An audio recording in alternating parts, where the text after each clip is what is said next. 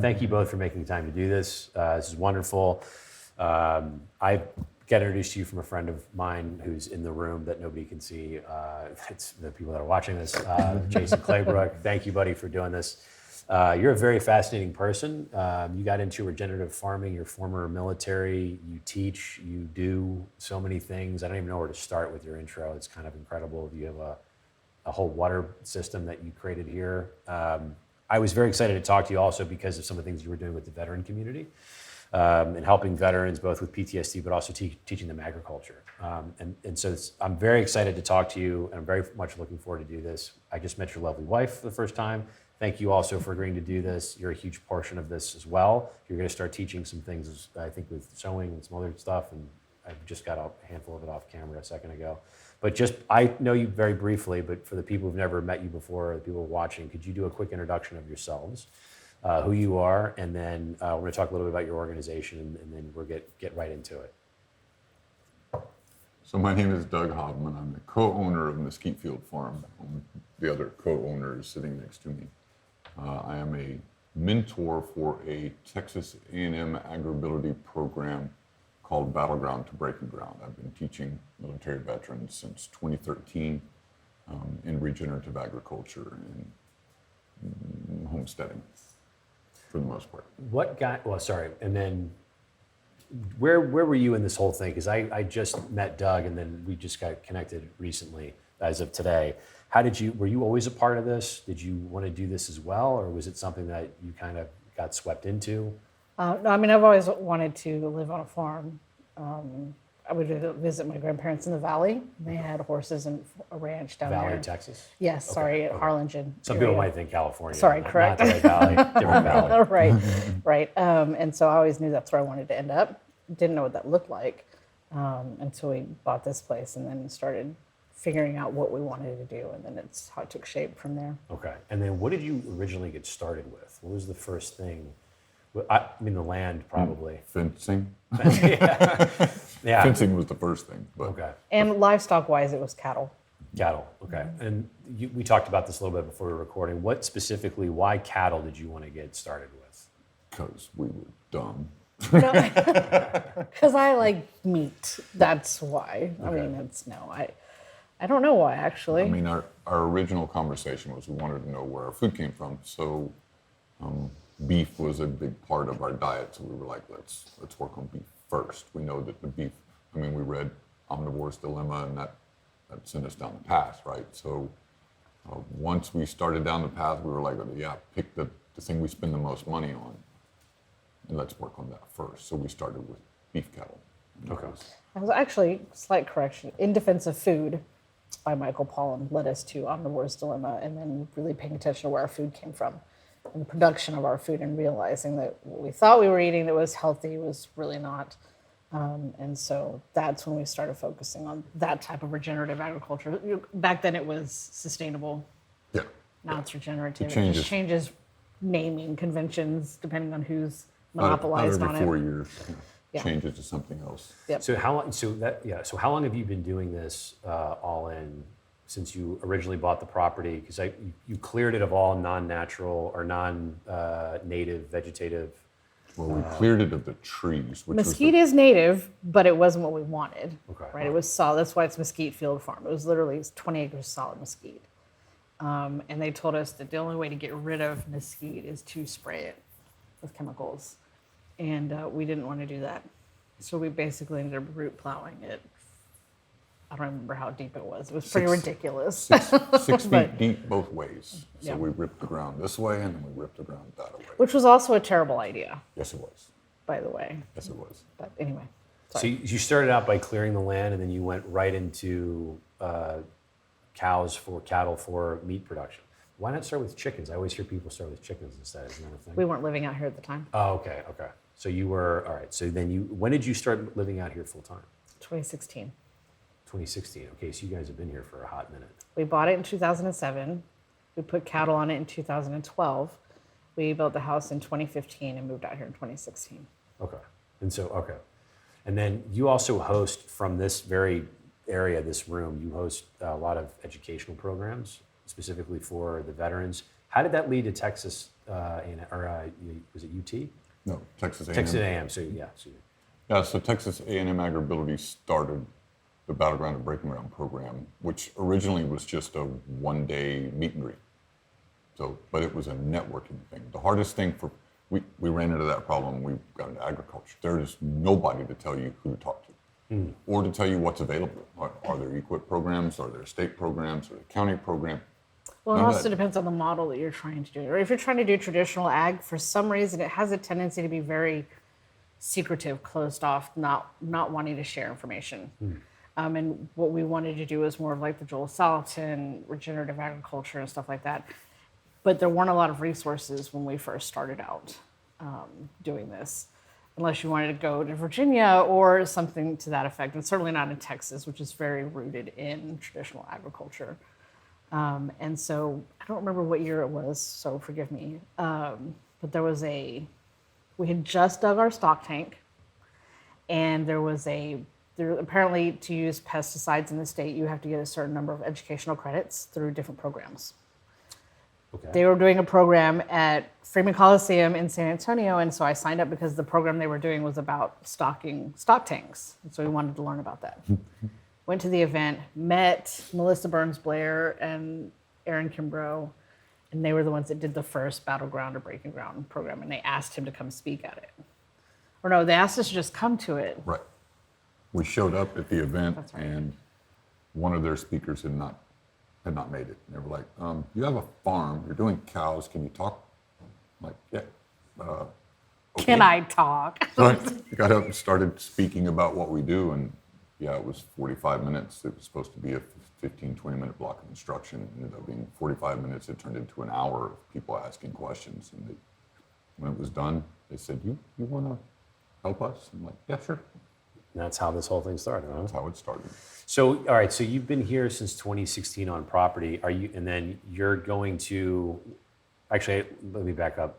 What are the programs that you teach here on property locally? This is a thing one of the reasons I was so interested in this is Yes. I think there's a massive gap between what you have as a knowledge base, what you can look up, and then the actual real life production of it. And it's like very different, for example, to like research how to tan a hide or to have cattle. The actual application of doing it is worlds apart from just reading it in a book. Yes. And I think that's probably a lot of other things like you just talked about. You don't know where to start, and a lot of people don't want to share their knowledge. It's for whatever reason. So what classes do you guys do here locally? And then what are some of the most? I can tell you. So we've done cover cropping. We've done like grazing planning. We have done honey harvesting. We've done canning. I teach 2 canning classes a year. That's become like a staple class. We've taught poultry, like processing chicken. Is that from like raising the chickens? They get whacked, killed, obviously, and then you pluck them, the whole thing. Mm-hmm. Okay. Yes. The whole process. The high tunnel build was on there. Yeah. So when COVID happened, we had to shift some of that, so it became more videos, video instruction as opposed to in-person instruction. Well, we were working under a grant, right? So it's a federal grant. The federal government locked everyone down, so we couldn't do face-to-face classes. So I got on the phone with the other instructors and the program director and said, why don't we start shooting video? We did a compost tea class. Yeah, so we started shooting all of this video. You said compost tea? Mm-hmm. Okay. I'm so sorry. It didn't go the way we planned because the I'm so sorry. Remember I told you we were writing I'm sorry. a book out at the farm? The tote, we put it on the back of the truck and we took off and it just fell off the back of the truck in front of the entire class. I'm so sorry. It was awful. Was We fun. like to say that our farm is like, in the military, there's a saying, no plan survives first contact. And that's what we do here, Yeah. right? We try it, we break it, we mess up just awesomely, I guess. And then we figure out how to make it better and try to process improvement. What's like one of the worst things you guys have accidentally, like, did you blow anything up? Like any calamity to that extent? No, we haven't blown anything. Well, yeah. No. You weren't here when I fired off the retort. We have not blown anything up. I will say that we have, due to our lack of knowledge, done damage to the land that we didn't intend to do. Okay. And actually, that was from a compost tea. Like, we put down compost tea that we shouldn't have put down. What is compost tea? What is it? It's tea made from compost. Okay, It's literally a brewed Fertilizer. fertilizer. Got it. Yeah. But it's not synthetic. So you actually make it out of, depending on what you're trying to do, defines what you put in the compost, right? And you literally, so it's all Well, so solids. different plants require different more bacterial environment or a more fungal environment. And so you would brew your tea to meet the needs of whatever it is that you're trying to grow, right? So So when you said tea, I was thinking like you drink this. I You're would not. yeah. Although I did. Okay. it did get all over us. That one. Unintentionally drank it. A whole mouthful of it. See, that's what I'm saying. Thanks for It's, that pump. It didn't work, right? Yeah, it blew up in our face. So yes, it's yeah, we break things. We break stuff. Like students will come out and go, hey, I want to do hydroponics. Okay, well, we have a 4 million gallon stock tank out there. Why don't we figure out how to grow on the surface of the water? So what they were thinking, I want to do vertical hydroponic systems in the high tunnel. I'm like, that's easy. Let's do something we haven't done before. Let's figure out how to do a Japanese floating bed out of PVC. Okay, we'll turn it into a class. So I had 8 students out here figuring out how to do that. We actually did it. And you have no background in doing that. You just like, we're going to try to do this and see what happens. And it worked. That's remarkable. So my previous history, military for 11 years, but 20 plus years as a computer engineer, computer architect. Okay. So I'm not afraid to figure it out, break it, figure it out. To be fair, we did spend a lot of time in what we like to call analysis paralysis. Right? We just don't do anything because you're spending so much time trying to get it right before you even do it, and then Before you you just even never do it. Yeah. We spend a lot of time there, and so that's actually, we want to be the antithesis of that. We want to just get in there, do it, screw it up, and then figure out how to do it better. Yeah. 10 years like that. There's something to be said about not over analyzing or over preparing because the work doesn't get done still. Right. And then you still have to do the work, and it's like it's a thing in filmmaking. It's, you can make a movie 3 times: once when you write it, again when you film it on the day, and then again in the editing room once you're actually putting it together. It's just kind of the nature of, I think, doing anything. You're going to probably figure it out multiple times along the way and create it multiple times along the way. So, all right. So you guys went. Are you going to do chickens? Do you have chickens? Oh, we've here? done Well, we've done chickens. chicken for Okay. years. Oh, that's right. We were talking about this earlier. I'm sorry. Yes. I didn't see any just here locally on the property. That was it. Just We have our layers. layers up here in the yard.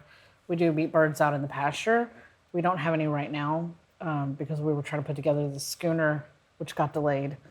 I want that put together before we do chickens again. And meat what birds. is a schooner? What is that? It's a 16 by 24 metal structure that gets drugged through the field with birds in it. This is 300 birds. This is the thing you and I were talking about, the chicken tractor, right? Yep. Okay. Yeah, so we had Suskovich tractors before, which are small. John Suskovich is the designer of probably the most widely used chicken tractor on the planet. It houses about 20, 25 meat birds at a time. You just build multiple tractors, drag them around through your pasture. So 25 birds in each one, meat birds, and then drag them around. And they are your structure that protects your birds from coyotes, raccoons, all the external predators. Wildcats. Bobcats, yeah. Bobcats catch them up under the tarp trying to crawl through the water, but they can make it. And so you move this tractor around, and that helps fertilize the ground. Correct. Well, so there's this symbiotic relationship that you'll hear about between cattle. You kind of move animals through your pasture in a procession. So the cattle will go through and they'll eat your grass down, right? And then you run the chickens. This is a really high level view, but you run your chickens behind them. A couple of days, they'll eat the larvae out of the cattle poop and spread out the poop, which fertilizes your pastures. They call it pasture sanitation. Yes. And then that way there's this like kind of mimics the relationship between birds and ruminants on a prairie, right? So we'd have the ruminants go through and then birds would follow behind them and that sort of thing. So we're trying to mimic relationships that already exist in nature. Yeah, and there's I think a problem with monocrop agriculture or just factory farming, and I think it's a lot of reasons people don't want to eat meat or they turn to vegetables as a result because they see how gnarly and kind of disgusting factory farming is, and it's horrible. It really should be. It's a practice that should be stopped. Can I speak to that for just Yes, one please. second? Because Yeah. I hear a lot of people that say, "Oh, I'm vegan because I don't agree with factory farming," and that's fine. But vegetables don't just exist by themselves in nature either. Right. Right. So it all exists together. The mammals, the vegetables, all of it does. It's all one system. It's not about cutting one thing out because you don't like the way it's done. You find a better way of doing it. Humans are going to eat, right? We're going to eat meat. And one of my heroes, now I can't think of her name, Temple Grandin. I don't know if you're familiar with Temple Grandin. She makes a statement. She says, humans are going to eat meat. The least we can do is show them the respect that they deserve. Yeah, that's Right. And so that's what we're trying to do here. I understand people's desire to want to eat vegetables because they don't think there's another option besides factory farming, but there is. And it's just a matter of making the effort to find a better option. Sorry, slight tangent, No. but that's just one of those things that really, because I get it. If you want to be vegan and vegetarian, you do you. That's fine. But please don't assume that we're doing it the same way as everybody else is, right? And Yes. just lumping it all into one thing.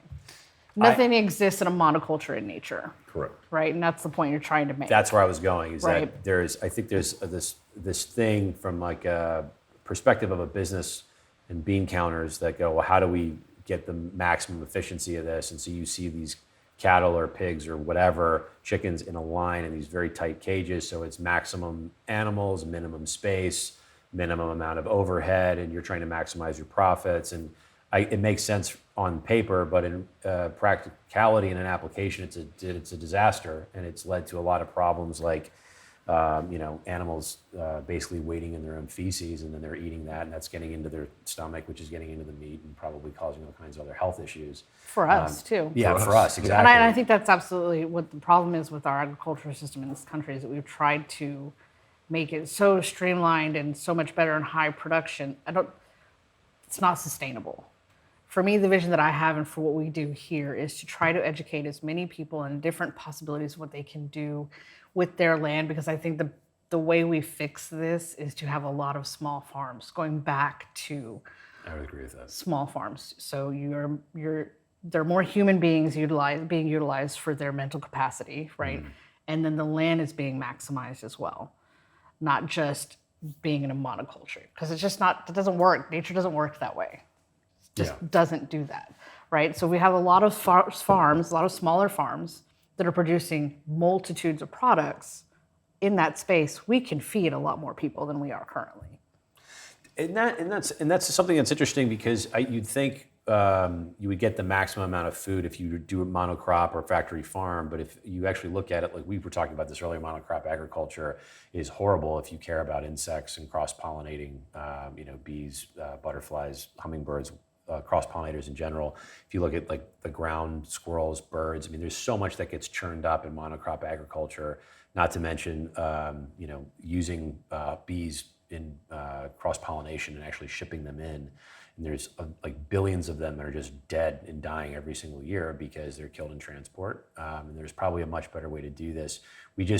I think we've tried to centralize things because it makes sense from a business perspective, but centralization doesn't work. We commoditized agriculture, And that's the problem. And the things that you're talking about are only surface creatures that you're talking about. You're not even, we've not even begun the conversation about what's happening below the soil, right? We haven't even begun to talk about soil microbiology, carbon sequestration, and how we can reverse CO2 in the atmosphere through certain farming practices. So let's talk about that because this is fascinating, and this is one of my biggest gripes about the climate crowd, is that it's so frustrating because it's like we should care about the planet and then all these other things, and then you have another group that says it's not a thing, and then they just tune out, and it's almost like you just swap the top of that, which is like the climate. There's a complete scam out there of people grifting and making a lot of money, but doesn't mean we shouldn't care about the environment. And it's like those two groups just need to mesh somewhere in the middle. I think I'm trying to understand what you're saying. They're Well, like, this whole idea where we're like, climate changes, it doesn't exist, and it's not, we shouldn't be. It's like, okay, but if we do all these things where we clean up the oceans or we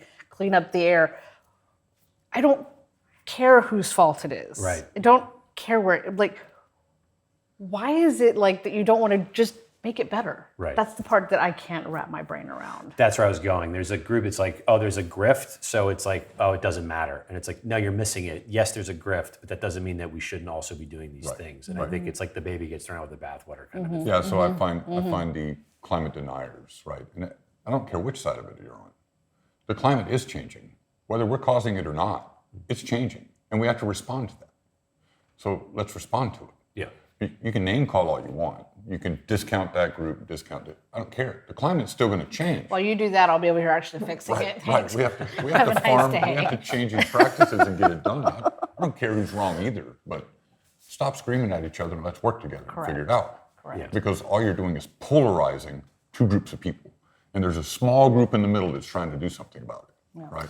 Well, polarization is great when you're trying to control people, and that's a whole other. We can go down to 3 hours of my BS on that, but it's a great way to keep people at each other's throats if you want to do something behind the scenes and get people to fight each other, and then no one looks at what you're doing. About the soil, though, what specifically are you able to fix as far as the offset of CO2 and some of the other things you were talking about earlier before I So we can, I mean, I don't. And there's one fly in here. I know, I'm so sorry. He He's- wants so badly to be on camera. He wants to be famous. Yes. So we're really just beginning to understand soil microbiology. Wow. He's aggressive. And its impact on the environment. And it kind of goes back to where I was telling you about certain vegetables and grasses require certain soil microbiology. So some prefer a more fungal soil, some a more bacterial soil, right? And that's where the compost tea comes in, and you brew certain ones to get that end result. Not compost tea that you drink. Correct. But it's Correct. That's rough. Anyway, so what they're finding is this with soil microbiology, and I haven't studied it as much as I'd like to be honest. But with certain grazing practices and farming practices, they have found that the ability for the soil microbiology to sequester carbon from the air can potentially, this is where you're going to start seeing a lot of like big corporations trying to buy carbon units from farmers. Carbon credits. Yep. Carbon credits from farmers. Like there are literally organizations out there like trying to buy carbon credits from farms that are becoming carbon sinks, basically, because their farming practices are pulling carbon out of the air from their soil microbiology and what's happening. The microbes in the soil pull carbon dioxide from the air and use it to feed the life in the soil. I don't know the actual, like, I'm not going to go into like the specific science of it because I don't know it fully. So I'm not going to lie to you and tell you that I know when I don't. But I do know that they are testing it, it's happening, and they are literally going around to farms and trying to buy their like carbon credits from them. Rice University was the first one to create a carbon credit group to create this process out of Texas. And there are huge corporations right now that are just doing carbon credits. So when a factory like Calaveras, that's a coal-fired plant, when they run out of credits because of the amount of CO2 that are put in the environment, they have to buy those. So now these companies are brokers for carbon credits, and they're buying them from the farmers. Farmers are getting. So the idea is really, I'm trying to get back to the science and see if I can explain it better. So it's just like with trees, right? Trees pull CO2 from the air, right, and convert it into oxygen for us to consume. Yes. Same thing happens with plants in the soil. Got it. Okay. So are they buying, so somebody just pollutes a lot and then they go, well, I'll just buy a bunch of carbon credits from a neutral farmer and then that offsets it? Isn't it still polluted though? So is that? Oh, I mean, you're going into a whole other conversation about carbon credits that already exist between corporations. Okay. But now they're just trying to use farms to make it look better. Does Got that it. make sense? If you go and do it, you're familiar with carbon credits, right? Yes, the concept behind it, but it also, but I guess where I don't understand it completely because it's like if you're DuPont Chemical and you poison a waterway for the 1,000th time, and then you just buy carbon credits from a small farm. Well, you you still still have- poisoned. You're still poisoned, yeah. Sure. Right. What we're talking about is their business model, right? So if their business model requires that they, because they're burning coal, they're going to pollute at this rate, right? We already know that's going to happen. Okay. So they're doing all the things they're supposed to do to try and reduce that pollution, but at some point, Somebody comes in and says, oh, you use too much CO2, you're out of credits, you got to buy some more credits. Well, they'll go to a broker, and that broker's buying them from farmers, right? If you're polluting a river, you're still going to be reported for that. You still have to remediate that. You still have to do all those things. That's not carbon credit. That's a violation of law. Yeah. Right. So that's different. It's an EPA violation. Right. Sure. That's TECQ. different. That's different. But those carbon credits, that's huge. Farmers are getting into it now as fast as they can. So good money from that, I'm assuming. For the early adopters, there will be. Okay. Are you guys doing anything with concurrent? Okay. Not a focal for you guys. You mentioned you were getting into, well, I do want to get back into some of the, you were talking about welding. There's so many things I want to talk to you guys about. Sorry. I know. We have this tendency to just, it's all the things. No, it's great. And this is ultimately what I wanted the conversation to be. I think, well, one, I want people to know about your organization because of what you're doing is amazing. I think there's, what I was saying earlier, there's this notion that you need to have skills that you don't currently have. And I think we've gotten very high tech everything, which is great. But then on the other side of that, we're missing all of the tactile skills. And this is always the thing about like AI. I have conversations with people about AI, and they're like, oh, they're going to replace every job on the planet. But it's like the stuff you guys are doing, I don't know how AI replaces. It seems like it's the language artists, the lawyers, the doctors, all of the high paper degrees that get replaced first. Actually, the AI language artists, they're literally like, AI can write the language for the AI language artist. So there seems like this is the skill, these tactile skills, carpentry, building a home, things with your physical hands, these aren't going to be replaced anytime soon, even though I know they're trying to make like, McDonald's that have automatic burger flippers or whatever. Sure, to an extent, but I don't see this type of a trade going away. And I think it's like a skill that's also been lost between like my grandparents' generation or my great-grandfather who was a butcher. I don't know how to butcher anything. I know it's delicious. I have a video for that. There you go. Yeah. Exactly. So it's like I look at this as like an opportunity to find people like yourselves and to try to spread the word of saying like, hey, if you are also somebody like myself who finds this interesting, but also realizes that you have a massive skills gap when it comes to things that actually matter. I don't know where to get that outside of being taught by somebody like yourselves, because I just had the good fortune enough to come across you because of a friend that I knew. Yeah. So and I think for me, at the end of the day, bottom line, for me, it may be different for him, right? For me, what this is that when shit hits the fan, and this is a very different society, you still have to be able to survive, right? And while some people's focus is on acquiring firearms or whatever, and that's their way of survival, or if somebody comes to me, whatever that looks like for you. For me, I want to try to educate as many people as possible in these skills so it doesn't have to come to that. Yeah. Because if you can survive on your own, you don't need to take from somebody else. right. And that's very base level. That's my mindset here. And what I'm trying to do here is to try to educate as many people as possible on these types of skills. This beautiful thing. You had talked about welding. What are some? Can you just run through like a list of all the things? I know we kind of talked about it at the top of the episode, but Farming? yeah, there's just so many things Holy that you smoke. do. I mean, when you get a piece of land, well, first of all, you need to know what your land is, what it can do, right? So Right. is it sand? Is it, what type of soil is it? Is it sandy loam? Is it heavy clay? Because that all defines equipment you're going to have and what you're going to need to do to remediate that, to either put livestock on it.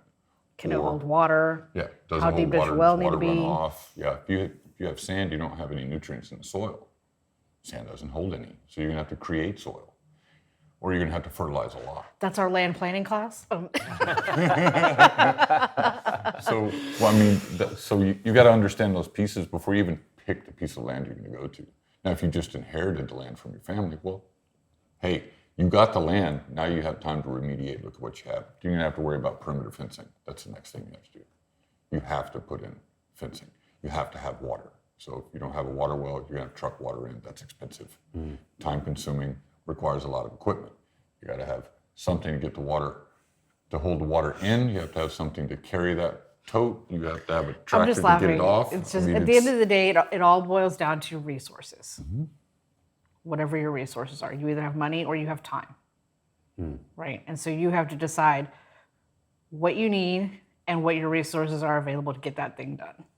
right? So you either have the time to go out there and do that fence yourself, or you're paying somebody else to do it, right? Or maybe that's not the priority because you have something else that you want to be doing. You need to build a house because you need to be living out there. So you need to focus on getting a well in or your electricity in. It's all about resources. Everything is about And resources. that's part of the entire first 6 weeks of our class is understanding what your business model is, developing that business plan and understanding all of those pieces. Who's my management team? What do I really want? Like, do you want to take a vacation ever? If you don't plan that in, you're not taking one. When was the last time we had a vacation? 10 years ago? See, you didn't. We didn't plan it in. You didn't plan it in. And now we have. There you go. Now We're going next year. Okay, all right. Going to that's fair. Germany. It's in the plan. So, but if you don't plan for these things, they're not going to happen. And I think that's it. That's what he jokes about. You know, we're going to write a book on how not to farm. Like, it's literally what we're doing. Don't do what we do. Just come out here, learn things.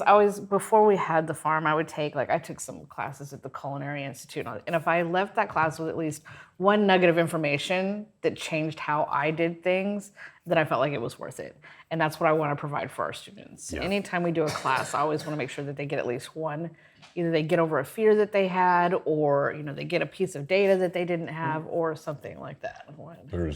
I'm just thinking about those moments of fear that you have, right? So we have somebody that's now in the Battleground program just signed up that was so scared of bees.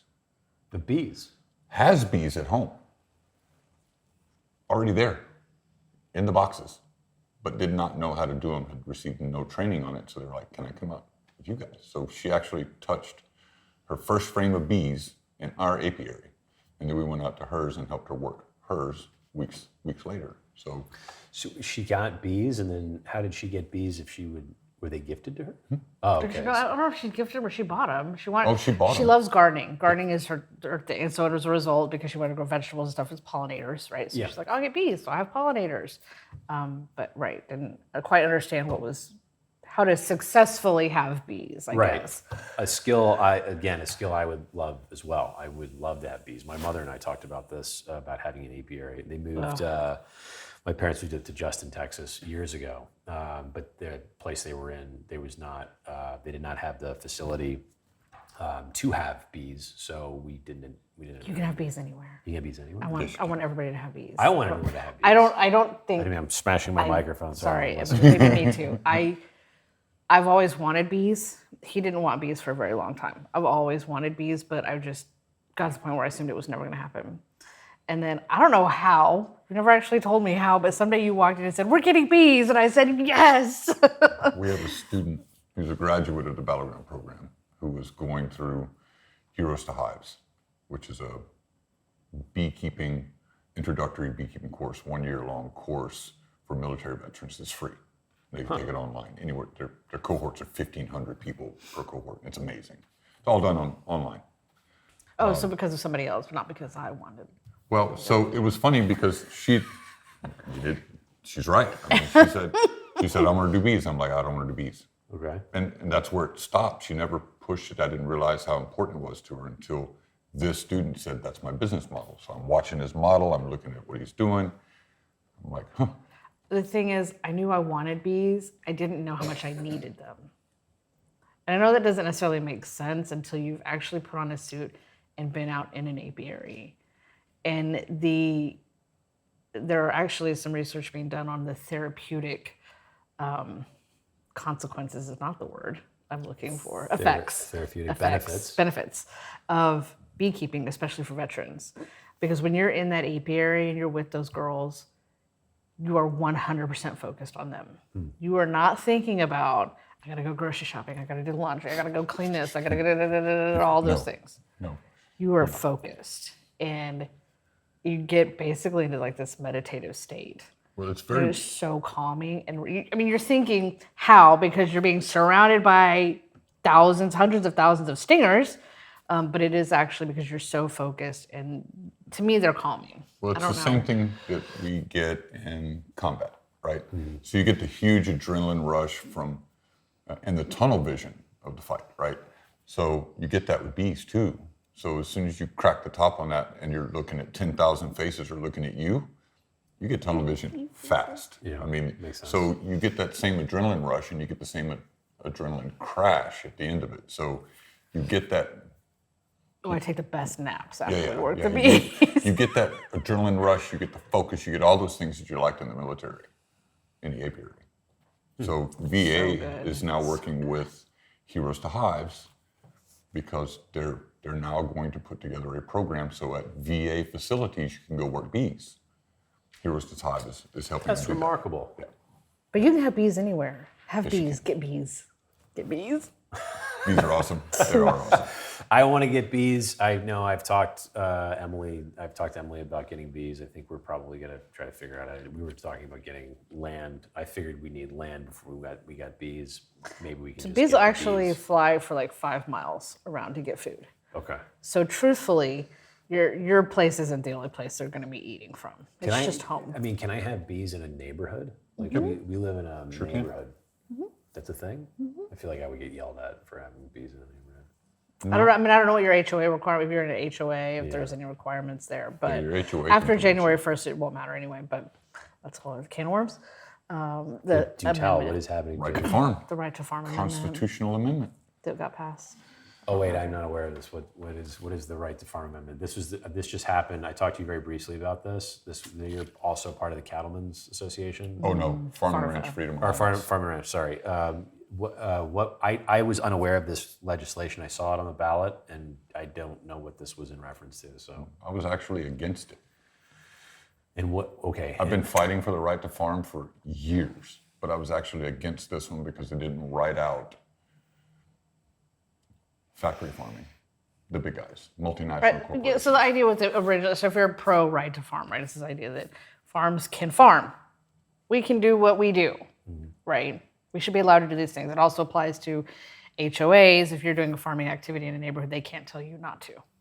You have the right to farm, Okay. right? I think, but if it's a business, is that correct? Correct, if it's a business. But then So you have the right to farm for yourself, but not to do it as a business. No, if no, you wanna no. get It can't. is a business. As, it is a as a business. Okay, business. sorry. Correct. Where I also take issue with it too is that what it doesn't do. So basically, small like cities were telling farmers that they couldn't farm a certain way. So municipalities were using zoning laws to zone farmers out so they couldn't farm. You can't do that anymore. After January 1, that's done. So it changes the nuisance laws that were on the books that they used to shut the farmers down. Oh, interesting. Yeah, those don't exist anymore. But what it didn't prevent, excuse me, was the multinational corporations from now coming in next to your subdivision and setting up a feedlot. So the runoff of manure, if you have a flood and it runs in your neighborhood, assuming, It's not great. Yeah, you have to prove an immediate threat. right. If you can't But if prove it's a long-term issue, that doesn't count. I mean, I feel like being covered in manure is a threat. I mean, In some capacity, that feels very threatening. I don't feel it, yeah. So those were the things, that's why I was not for. I've been for the right to farm for years, but I couldn't get them to, could you just amend that and add So it's not the multinationals? big guys in there, and they kept them in there. They kept them. They had $1 million ad campaign. We you couldn't compete with that. Yeah. I wonder who took money to make sure that they were in there, because I guarantee you it was somebody. Well, it's funny, the person that wrote the bill was the head of the pack. The only person on the pack, actually, if I remember correctly. Follow that money. Yes, correct. Money. Correct. Such Facts. an interesting thing. It's nice to have, but it really is poisonous. Well, you mentioned something earlier about we need more small farms. People always tell me, small farms can't feed the nation. But who do you think fed it in World War II? Because all the industrialized food went overseas. Isn't that funny? That's a great point. It's Victory Gardens, right? Victory Gardens did that. Small farms did that. So in 1933, there were 33,000 small farms in Texas. As the city started and they wanted people to move to the city to help with the industrial movement, in less than 10 years, they went down to 12,000 small farms. That's remarkable. It is remarkable. And we lost those farmers. So the land grant ag universities came back in trying to fill a void, right? And they were trying to industrialize that because there was a hole, there's a gap, we got to feed people, we can't do it. People aren't farming, they're moving into towns because they can't It can't be a sustainable farm on this small acreage. Well, they did it for years, a long time. But we priced ourselves out of that market, right? Seed started costing more money. Equipment started costing more money. Yeah, a farmer can't make that much money.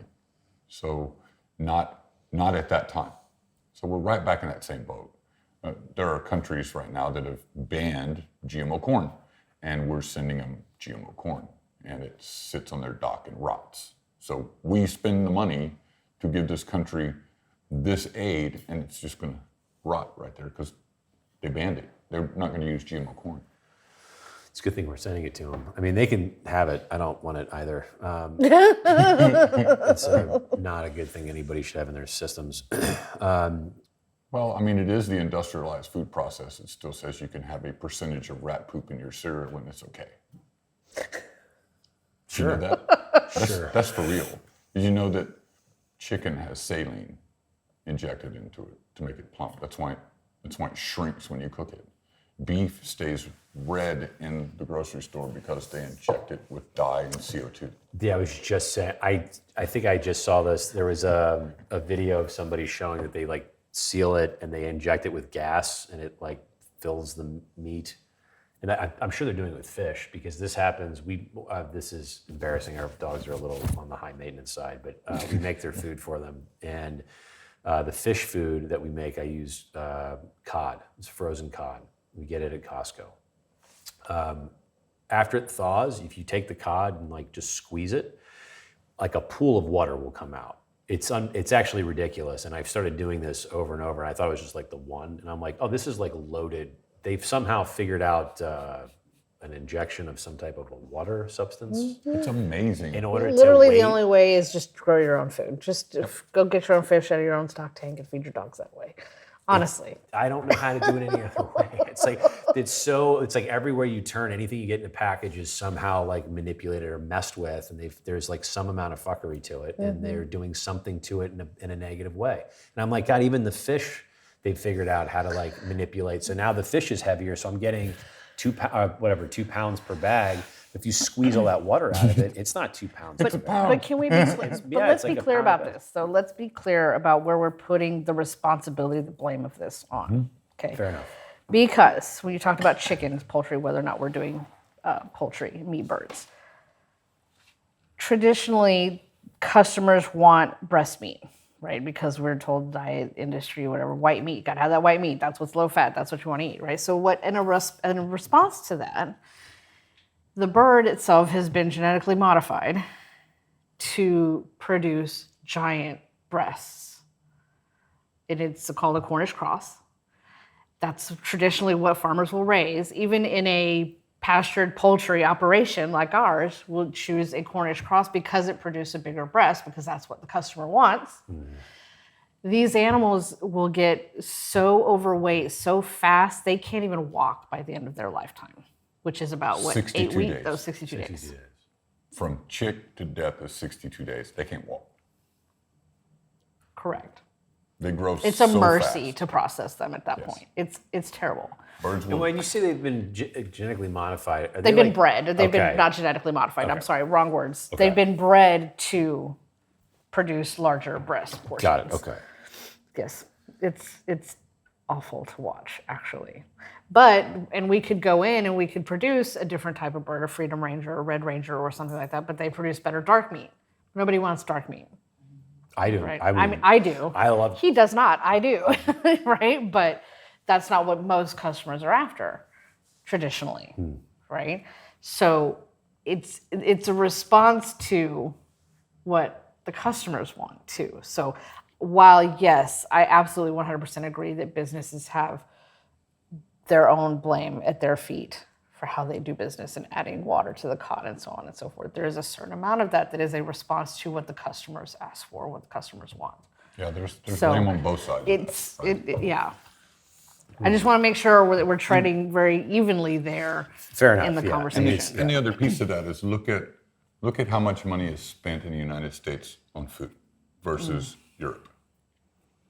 I don't know anything about the numbers. You should Google the numbers and get them right. But I think in the United States, it's under like 10% in the United States But in most other countries, it's upwards of 25% of their income is spent on food. I think you can just Google percent of income spent on food by country. I'm trying to do that. And Oh, I'm sorry. I'm not. No, don't Is apologize. your internet not connected? Sorry. No, he's on the farm internet. It's I'm like in DSL. I'm trying to get I this can thing hear the open. bits. I can hear them. What was it, the percentage? Percent of income spent on food by country. It's an amazing number. To be fair, I've not looked at the number in a year while, or so. So guarantee you didn't get any better. Percentage of income spent on food by country. Is this by, I'm not sure what I'm looking at here. This is a, expenditure spent on food versus total customer. is this in a year? Food expense. So that's like in Guatemala, 34% of their income is spent on food. Got it, okay. 43. Is Now, it- where is the U.S.? The U.S., Azerbaijan, excuse me. The U.S. is very well hidden on this. Here's North America. United States, 6%. 6%. That's cheap burgers right there. Those are very cheap burgers. Yeah, and we're getting what we pay for. Wow. Because we say, the consumer says, I don't want to spend that much money on food. They're going to find a way to make it cheaper. That's why if you go to a farmer's market, it costs more money. Because the small farmer cannot hide their costs through a subsidy. So that's where I was going with this. So this is all in existence because of subsidies for the food, basically. It's part of it. I mean, there's Maybe not so all. many Maybe there's an things. intellectually lazy way to There's put it. I mean, you could say it's the subsidies. You could say that it's a changing of our lifestyles. Right now, you're having two people who are working as opposed to having one who's staying home and doing food prep and growing food there at home. Right? There's so many factors I think that have led us to this point. It's not cut and dried. There's a lot of tentacles in this problem. And the consumer is part of the problem. The business is part of the problem. The government is part of the problem. The farmer is part of the problem.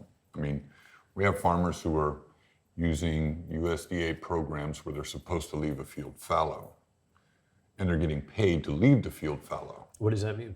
Fellow? Don't grow anything in it for a year. Okay. And they're getting paid to not grow anything in it for a year. Let's say it's corn, right? So, okay, leave that field. We'll pay you a rate to not grow corn in that field. Leave it fallow. Okay, they'll turn right around and plant soy. So they get a subsidy for it, and they get a cash crop they get paid for too. So they're double dipping, right? Got it. That's the problem with the big agriculture environment that we're in. I don't think you can pinpoint the problem being caused by one thing. No. I think it's a lot of things, and I think it's a lot of responses to things that have gotten us to this point. My concern really is how do we fix it? Right. Yeah, that's. I mean, ultimately, one of the reasons I'm trying to do this show. Well, and I think that's it. I think it's education, and I think it's about sharing information. It's about education, but it's also about the individual taking onus for and taking responsibility for their own actions and their own how their choices impact the system. Right? I get that you can't go buy a farm right now. Probably, most likely, most people can't. Right? Most people are about one car breaking down from being bankrupt. Right? Yeah. But you can start by throwing some seeds in your backyard and growing some vegetables. You can start by getting a couple of chickens and having your own eggs as opposed to buying eggs in the store, right? There are things that you can do, and it gets very discouraging. I get very discouraged when I think about the size of the problem. And I have to remind myself that that's why we're doing what we're doing. I can't fix the whole problem. Yeah. But if we can have students out here and I educate one person and they go off and educate a person and then it has this ripple effect out, then maybe we can fix it, right? Because one or two people can't fix it. No. Right. It has to be everybody changing how they think about their food. And every one of these active duty military veterans, beginning farmers and ranchers that we train, every one of them wants to produce their own food and sell the excess. 100%. They don't want to experience what other countries experience. They want to do this now for themselves. It's 100% of them that I see. That's their mode. That's their intention and what they want. Yeah, I feel like there's a self-sufficiency that's very innate to people that go into the military. And it's like, I don't need you to take care of me. I got it. I'll figure it out. And it's a blessing and a curse, because you can quickly get in over your head on something because you're going to figure it out. That's something that I've had an issue with in the past, right? Is jump in head first on something and it doesn't necessarily go well. It doesn't go my way. Welcome to agriculture.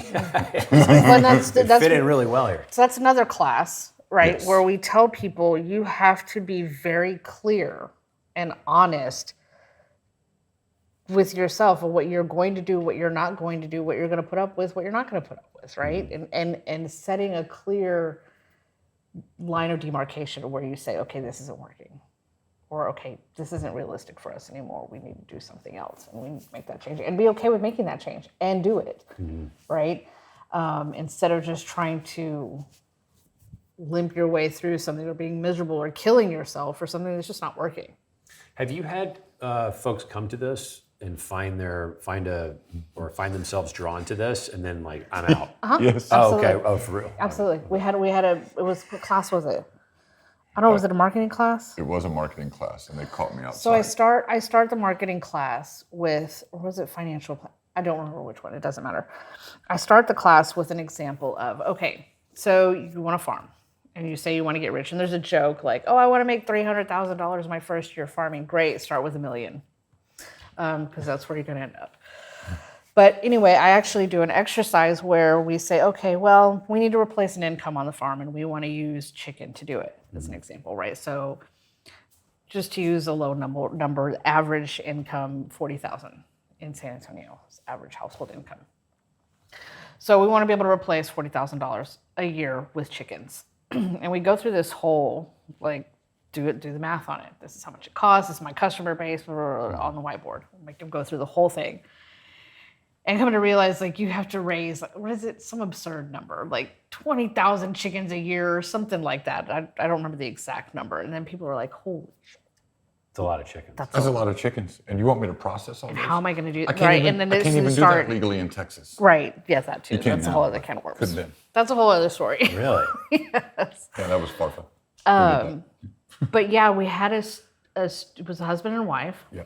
They called And the me on husband was like, I mean, just like this one. I love you, but we're gonna do this. We're gonna go farming, and we're gonna do this thing, and we're gonna get it done. We're gonna be successful. And the wife is like, I can't. I don't know what we're gonna do. And they sat through that class and that exercise, and they actually came back. I don't remember how long Well, it so was. they caught us on a break at lunchtime. They were like, we want to make $100,000 of profit in our first year. How do we do that? I said, you start with 300,000 in agriculture. There's only way you're going to make 100,000 profit in your first year. It's crazy. So they came back to us after that class and said, we really appreciate that, because we're just going to keep doing the IT work that we're doing now, and we're going to live our life happily ever after and retire or doing other things. And they were okay with that, right? And that's one of my biggest frustrations is like that people portray farming as this bucolic, it's so peaceful and in the green rolling hills. No, I've been picked up by my bra strap by a 2,200 pound bull. It's not all fun and games. It's, you can get hurt, killed. It may not work. You may lose all your money. Somebody could get hurt. You have to be able to handle all of that. It's not that thing. And I'm not going to sit here and bullshit you and tell you otherwise. Yeah, it's Well, hard. you were saying outside, it's like when you have your own property, you might have mentioned it earlier, so apologies for repeating it, but it's like when you have your own property, it's like you're the electrician, the GM, the plumber, construction, the plumber. You're doing it all. There are no contractors. Yeah. Mm-hmm. The nurse, the doctor, the whole thing. Yep. Get up in the morning and I'm going to rip the butt off of my employee. Well, just go look in the mirror because you'll be screaming at yourself. But Melissa said it earlier, you have to figure out where your line of demarcation is, right? So you can hire a plumber from outside. You can hire an electrician. Your time is one of those resources, Your time and it's is money. a resource. Time is money. Right. So it may be more proper for you to bring in somebody from the outside to do that piece. We also usually will tell all of my students, if you are in an industry right now and you don't have to get out of it, don't, till your infrastructure is paid for. Right. Because if you have to wait and put your infrastructure in later, it's going to take you forever to make that money. So start building your farm, get the infrastructure in place while you still have a job. And plan for it to all go sideways. Yes, twice. Because it will. I mean, every day there's a catastrophe on the farm every day. Every day. You always have to adapt what you're doing. What was today's catastrophe? Was it me coming here? Is that the? Do you see this? You see what you've done to my table? Catastrophe today was I had to find hay. You had to find hay. Found it, had it delivered before you were even on your way. We got late start. Didn't even know. You needed hay. Yeah, but hay's really hard to get right now because it's anywhere from $150 to $180 a round bale for what used to be $65. Wow. Hello, drought. Okay. So yeah, I was going to say, was that drought, inflation, both? People can get it, so they're going to push and get it. Is exactly. that It's All of the that. above. So we have the same problems in regenerative agriculture that people have in any other industry, right? So if the market will bear it, some guy's going to push it. Yeah. He's absolutely going to push it. If he can get $200 a round bale, he's going to. Yeah. If you're going to get, I guess, if you can push it, why not, right? You know, we talked about that organic certification earlier, right? And the cost of that. I'm sorry. Some people want to get organic certified. Great. If that's your business model, I'm not going to tell you you're wrong. Well, because some people, if you don't have that little sticker of nonsense, then they're like, I absolutely refuse to. It's fine if the dog eats the microphone. No, he's choking on it. Oh, at this point. Sorry. Let's go to the wide shot. We have Sky on the table. Sorry, baby. Beautiful collie, border collie. But yeah, there's some people that refuse to purchase food unless it has that stamp of approval, not realizing that stamp of approval really doesn't mean much. And Right. that's a thing that I think we talk education. about. Education. Exactly. My thing about that was if I have to pay for that certification, who do you think is going to ultimately pay for it? The consumer. The consumer, because you're going to It's going pass to it drive the across. price up of that produce. But also, And if you see that at the store, because anything is organic is always significantly more expensive. yes, correct. But if you actually read the organic requirements, they can still use chemicals. Yeah. They can still, it doesn't mean anything anymore, other than they paid more to be able to put that sticker on their product, right? And to me, it makes no sense why I have to pay more to prove to you things I'm not putting in your food. Whereas the people who are putting in chemicals and all that stuff can charge less. Like, you should have to pay more because you're putting things in it that don't belong in there, Yeah. right? Why, what? Imagine a system that wasn't flawed and worked properly. Well, Yeah. we haven't even begun to touch the tip of the iceberg on it. It's making my eye twitch. Oh, God. But How many people don't understand true agricultural products that have not been processed? You don't pay tax on well, but in a grocery store. yeah, that's true. If it's an unprocessed food, you don't pay tax on it. There's no tax on it. Like ground Wait, beef. sorry. So if it's an unprocessed food, you don't pay tax Like on ground it? beef, you don't pay taxes on that. Is that? I didn't know that. Yeah. Raw product, basically. Okay. Yeah. Anything So- that's unprocessed, you. So pay attention to your grocery receipt and look at how much tax you pay. That tells you how much processed food you purchased. I used to Look at try the to play a things- game like where I'd have like $1 in taxes at the end, like be $500 grocery bill. It was like $1 in taxes. Yes, I'm winning. But I'm not, because I'm in the kitchen all the time processing all this food myself. All the food. I was unaware of that. I didn't know it was a thing. Yeah. All right. So then, what's next for you guys when it comes to teaching and also the farm? I know you talked about orange trees, pineapple, No. or not pineapple. Citrus trees, olive trees. Citrus trees, orange trees, or What olive is it? trees. Sorry. No, I said 2024 is the completion. That's Yeah, our We phrase. started the orchard, so. That's what we get. A lot of people are like, we want to do what you're doing. No, you don't. They don't, like, we want to teach to us, and because we want to get, they think it's like free labor. I'm like, no, what you don't see is that what happens is a project gets started, gets about 2/3 of the way through, then y'all leave, and then it just sits there for months. It doesn't get Until the- finished. Because we have to finish it. Because we have to finish Until the it. next free labor comes Right, around well, and no, finish the project. because they don't left want to do behind. that. They want something else. But Yeah, they don't want to do that project. They want to do a different one. All right, so lemon trees, orange trees, citrus, we'll say citrus, olives, and then you've got the cattle, bees. so I think we're dialing back on the cattle. They give me hives. They lots of anxiety. Well, the with reason, cows. so I own the cow vertical, she owns the chicken vertical, and the beef. We make the decisions, but like chicken, she says, I want this many chickens, this is what we're gonna buy. Yes, ma'am. Cattle, it's mine. But we have really destroyed this drought. We've had an extended drought, but the drought this year was unbelievably bad. It was horrendous. Austin was 100 and, 124 here. yeah, you guys are further south. I was gonna say, Iraq hot. yeah, 129 was the highest I've ever been in. That sucked pretty bad. I don't know if you've ever been in 120-degree heat, but it's like someone has a hairdryer just blowing it in your face, like 60-mile-an-hour winds. It wasn't awesome. But I will say, moving to Austin in May, we were at the very end of May, beginning of June, we had a 3-week run of time that was Triple digits. triple digits for like 8 weeks or something, and I was trying to explain to my lovely Emily that it wasn't a permanent thing. This wasn't typical. This was a next year. This is the worst we're ever going to have it. Hopefully for 11 years. I think we're in an El Nino or something. I'm hoping. And you know that the USDA just moved their zones north 100 miles. What is it? What is it? Yeah. So if you're Yeah, What does that mean? climate change isn't a thing. I'm sorry. right. Yeah. So your planting zone defines how hot it is, how much moisture you get, all of that. It's a zone, right? So it's a USDA planting zone. Okay. Yeah, climate's not changing. We just moved the zones up 100 miles, meaning it's going to be that heat we were feeling is the norm now for us. Oh, okay. So that is the norm. Yeah. All right. Now, Well, they just changed it. I'm glad Emily's in the room to hear that. End of So that'll be- 2023, they changed that. Okay. So that's official next year. But we can have bees, Get bees. which is the thing. Please get bees. We're gonna get. I want to bees. do more. So a lot of our classes that we do with Battleground and Breaking Ground in that particular grant is more like land planning, grazing, livestock production, that sort of stuff. I want to be able to do more homesteading skills.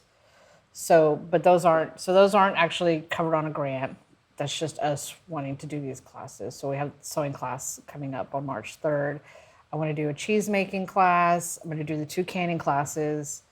We just got asked to do a survival class, You know, a 2-day class.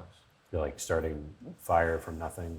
Building your own structure, trapping your animal, skinning the animal, cooking the animal, foraging, fishing. Do you trap animals on this property? We can. I have. I grew up trapping. See, it's another skill I don't know anything about. I don't know anything about trapping. soap making. Sorry, I'm back. I'm circling back. Soap making. Soap making, sourdough, cheese, yogurt. We could do yogurt. I don't know. But anyway, so more stuff like that. Hand sewing and regular machine sewing. Yeah. I'm being asked to do biochar manufacturing and teach people how to do biochar, how to make Vermicompost. Vermicompost. Yeah. What is vermicompost? Worms. Oh, okay. The bucket of worms. That's what that is. Okay. What is? You had mentioned this. We spoke on the phone. Biochar. That was something that was discovered. First time I heard about it, they discovered it in the Amazon, which is a soil that's somehow it's not a very the vegetation there for food is very poor, but somehow they were able to grow food in the Amazon. They're starting to find all these mega structures with their LiDAR they're using. That was the first time I heard of this, was they discovered it. It's like, oh, maybe they were able to create biochar to have a soil that they could actually create their own food sources in the Amazon with. What are you doing with biochar? Is that the same biochar? It's the same biochar. Yes, and I'm trying to remember the name of that soil, and I have low S soil in my head, which is Dust Bowl. It's different. Biochar is, so people think that biochar is when I burn wood to an ash, I've created biochar. Well, there's always some biochar, but what you created is lime, wood ash. Biochar is where you heat that wood up externally and don't allow it to catch fire. You just heat it so that it bursts the cells open and releases the syngas, or the wood gas that's in it. That burns off and leaves you with pure carbon. So it hasn't burned to ash, it stays carbon. That's biochar. It's very friable. So you can add up to about 2% to your soil per application and improve the amount of carbon in your soil to allow you to sequester more CO2. And basically biochar is the coral of the soil. So it is the place where the microbiome is going to exist in your soil. It's where all the things live, is in biochar. And you can add that to your soil. I'm going to imagine that's making your soil very healthy. Yep. One of our business partners lives in the high desert in Oregon. He's been biochar manufacturing for years. He grows all the Jerusalem artichoke that we use for the alcohol on his place in sand. But he's amended his soil with the biochar to create and hold the nutrients that he needs in the soil to grow. He's a production commercial grower. He grows garlic, mint, Jerusalem artichoke, potatoes, beets. Yeah, he grows. All that stuff you just do. And then can you talk about the alcohol? Sure. This is a pretty cool thing. No way, just selfishly while I have you here, while you're still held captive. But you have an alcohol line made of, was it vodka? No, it's its own class of alcohol called top and amber. There is no other one in the world. Top and amber? Which is the German word for Jerusalem artichoke. Okay.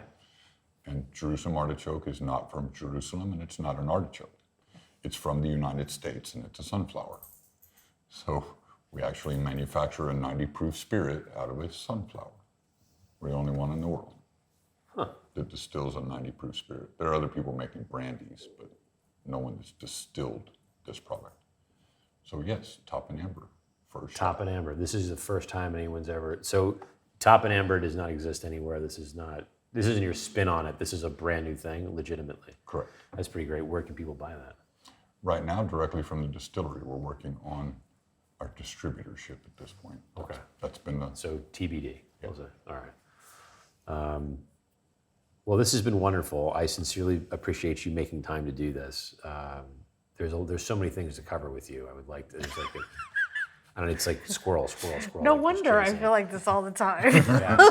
There's one part of the work you're doing with the veterans, there's one part of the things you're doing with the farm, the teaching, the classes that you're doing. It's just that you guys are involved with a lot of things that are, I think, a wonderful skills that there are, not everybody, but a lot of people are trying to seek out. Where does a person go about finding your information, or if they wanted to join your... MesquiteFieldFarm.com is where they can find us. Well, that's our website. Just the farm on our website. We also have the Facebook account. Facebook and all and that stuff. Instagram are the easiest. If they're looking for the program, Battleground to Breaking Ground Okay. is the Texas A&M AgriLife program Okay. that we teach there. I will get that up. I'll get that up online. And One other thing to think about is please. Uh-oh. we have agriculture and military veterans are the two highest suicide rates. Two highest industries or classes for suicide. And we're adding veterans into agriculture, putting them in isolated places or spaces with people who don't like to show those emotions, right? Mm-hmm. So this network that we've created is a network of people that will talk to each other. So when they're out here working, we're talking to each other about what's going on, those conversations. Those happen. tough conversations. So all of the instructors for Battleground to Breaking Ground went out and got the mental health first aider certifications, QPR certifications, CPR, all those things we need to make sure that we can at least facilitate some form of conversation to help reduce that so that veteran farmers are not isolated on a farm and feeding into the... And I think that's another reason why we try to be very clear about this isn't some pipe dream, like this isn't some fantasy world. This is hard and you've got to make some tough decisions and you have to be okay with making those decisions. And I think that's why we like to try to have that conversation too, make it more realistic for people. I sincerely appreciate you making time to do this. All right, that'll bring us to the end of it. Bye, everybody.